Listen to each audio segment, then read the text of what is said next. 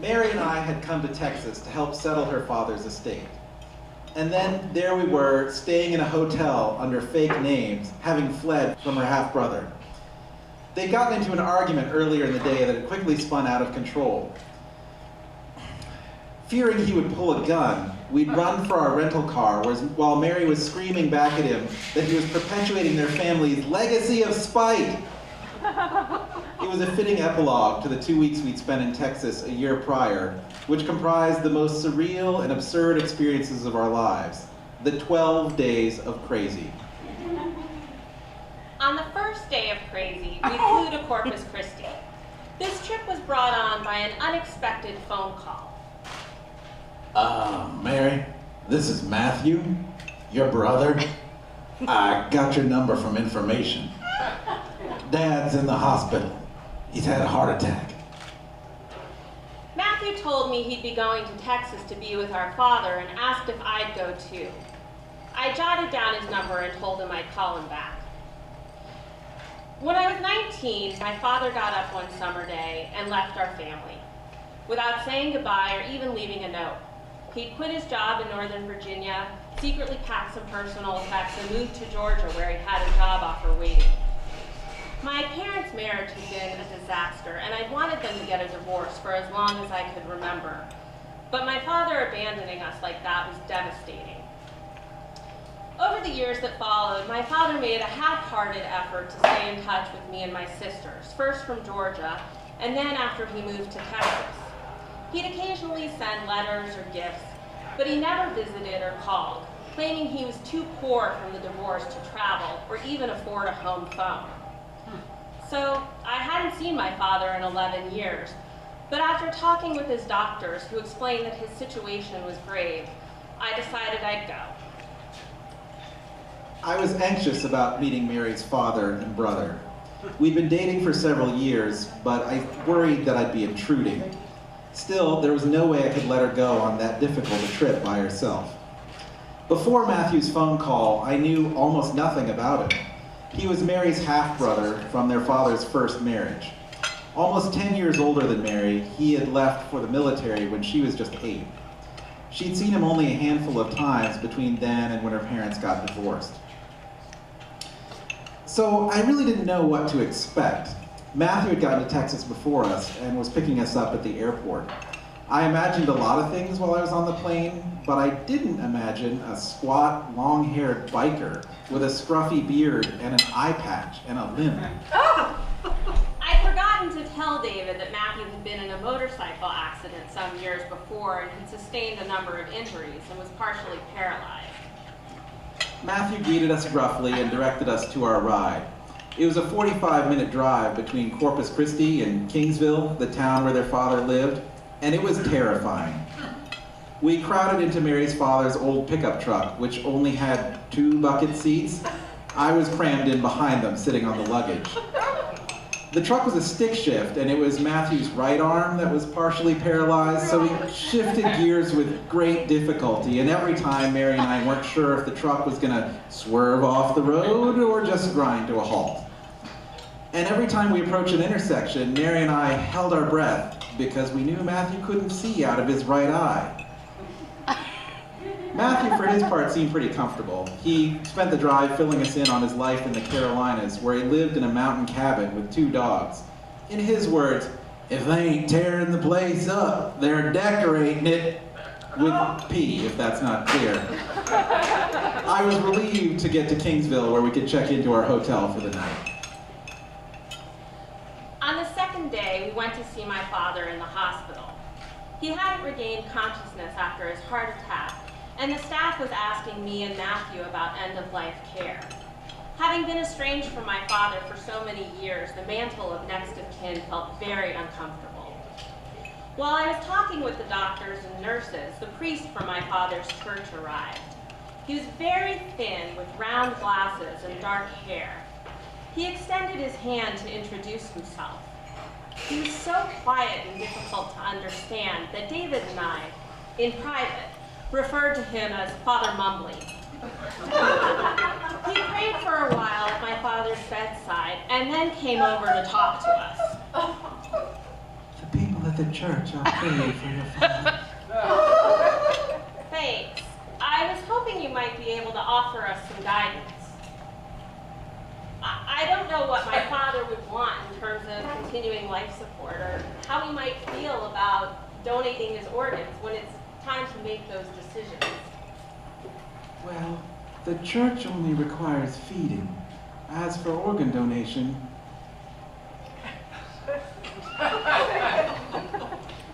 After dispensing that oh-so-helpful advice, he left. David and I talked it over with Matthew, and we decided we should go to our father's home to try to find a will or medical directive. I also thought I'd call my mother to seek her advice. Though they'd been divorced for a decade, they'd been married for 20 years before that, and I thought maybe at some point in time this had come up. Unfortunately, no.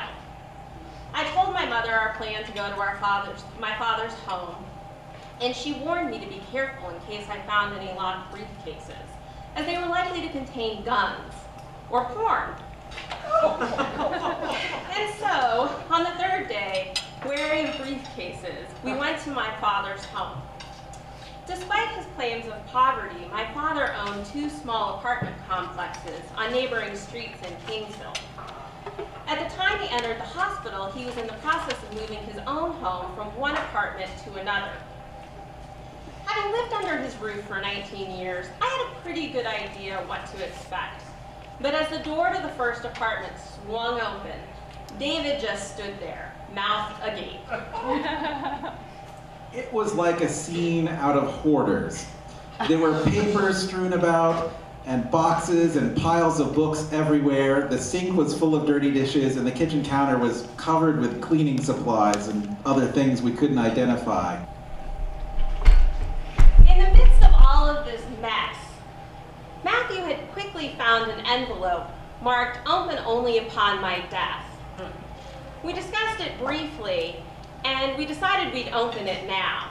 Inside was a homemade will that my father had written about 7 years before while he still lived in Georgia.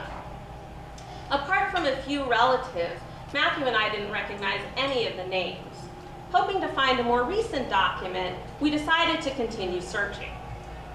I don't know where he got this idea, but at some point in the searching, Matthew remembered hearing about a wall safe that looked like an electrical outlet. So Matthew went around the apartment, stabbing at every electrical outlet with a screwdriver. As Mary and I would move papers and piles of books and unearth a new outlet, he would rush over. Ah, maybe that's the safe. The 4th day of Crazy brought my younger sister Liz to town. She met us all in Kingsville to join in the searching and sorting. We had only just scratched the surface the day before. In both of my father's apartments, there were narrow paths that were bordered by precarious towers of papers, books, boxes, and other objects that looked like they might collapse at any moment. There was an odd assortment that included boxes of Superman buttons, train sets, tools, photographic and computer equipment, cartons of fortune-telling fish, styrofoam airplanes, and other merchandise from Oriental Trading Company, and enough furniture to open a small vintage store. In the midst of all of this, Matthew had found letters and photos from which he surmised our father might be dating a woman whose last name was Gutierrez. We had great difficulty pronouncing it. When we went to the hospital later that afternoon, and for the rest of our time in Texas, Matthew approached every woman he saw who looked vaguely Latina and asked, Pardon me, is your name Gutierrez? None of them said yes. On the 5th day, we met with a neurologist who patiently explained their father's test results to Mary, Matthew, and Liz. There had been no brain activity for a week, and the medical team had concluded there was no hope of recovery. Mary and her siblings decided that it was time to remove their father from the ventilator. Father Mumbley was called to the hospital, and we gathered in the room while they unplugged the machine. None of the doctors would tell us how long it would be, but one of the nurses came in and whispered that Mary's father would probably pass within the hour, and he did. I'd already grieved the loss of my father 11 years before, but it was still an emotional afternoon for us all. I'd had relatives pass away, but I'd never had to plan a funeral before, and neither had Mary or Matthew or Liz. So Father Mumbly took charge. He walked us to a funeral home, and along the way cautioned us about the character of the local people. These are bad people. You shouldn't trust anyone. He was taking us to meet with a funeral director he sort of trusted. I was horrified by his attitude and his lack of compassion for Mary and her siblings. When we got to the funeral home, Father Mumbly insisted that he was the one who should plan the details of the funeral mass, but he allowed that Mary and her family could make decisions about the casket and the burial. While we were in the showroom trying to pick a coffin, he delivered another warning that someone from the family should be left behind to watch the entire burial process to make sure that the cemetery workers didn't open the casket to steal their father's clothes. The next day, we set about trying to contact relatives, people named in the will, and my father's friends. We started with his address book and then moved on to using contact information from his email account. Still, we couldn't track down everyone in the will or the elusive Ms. Gutierrez. Like detectives conducting a forensic investigation, we scoured his computer looking for more information. And we came upon some online dating profiles my father had set up. I also found some business cards my father had created. He loved desktop publishing that were essentially love coupons. And coupled with the dating profiles, I needed more than a few beers that night to fall asleep. Although we no longer needed to search for a will, we kept working at Mary's father's apartment on the 7th day of crazy. Mary and Liz wanted to bring some order to the mess and start organizing the papers that would be needed to settle the estate. It was actually that organizing effort that was the root of the heated argument a year later when Matthew accused Mary of hiding insurance papers in a file folder labeled life insurance. As we sifted through the mountains of paper, about every hour or so we'd come across a record of a post office box or a bank account or a car or a safe deposit box, often in another state. But this was no surprise to Mary. She explained to me that her father had always been paranoid about his privacy and protecting his assets. Now that outlet safe didn't seem like such an implausible idea. We started the 8th day with a trip to Walmart. Though David and I had packed with the possibility of attending a funeral, Texas was much colder than we had expected, and Walmart was the only place to shop for clothes within a 45-minute drive. We went back to the apartment where Matthew was also picking out clothes for the funeral, choosing a suit for our father. It was then that we came upon the strangest discovery yet. Matthew pulled a suit jacket out of the closet to show us and felt something in the pocket. He reached his hand in and then jerked it back, dropping the contents on the floor. It was a bundle of rare currency worth thousands of dollars, wrapped in a pair of women's underwear. Helen arrived on the 9th day of crazy. She'd been surprised to find out that Mary's father had named her the executor of his estate. Helen and Mary's father had become friends when they worked together in Virginia, but they hadn't actually seen each other for several years. We all went out to dinner, and Helen wanted to get acquainted with the family, but Mary and Liz were more interested in explaining the complicated state of their father's affairs to her. After dinner, we dropped Helen at her hotel, and the rest of us went back to the apartment, where we found it had been robbed. Specifically, the currency we'd found the night before, a coin collection, and other cash had been stolen. Matthew immediately knew who'd done it.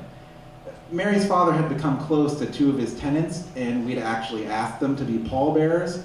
One of them had come by while Matthew was alone in the apartment counting the money, and now that tenant was nowhere to be found.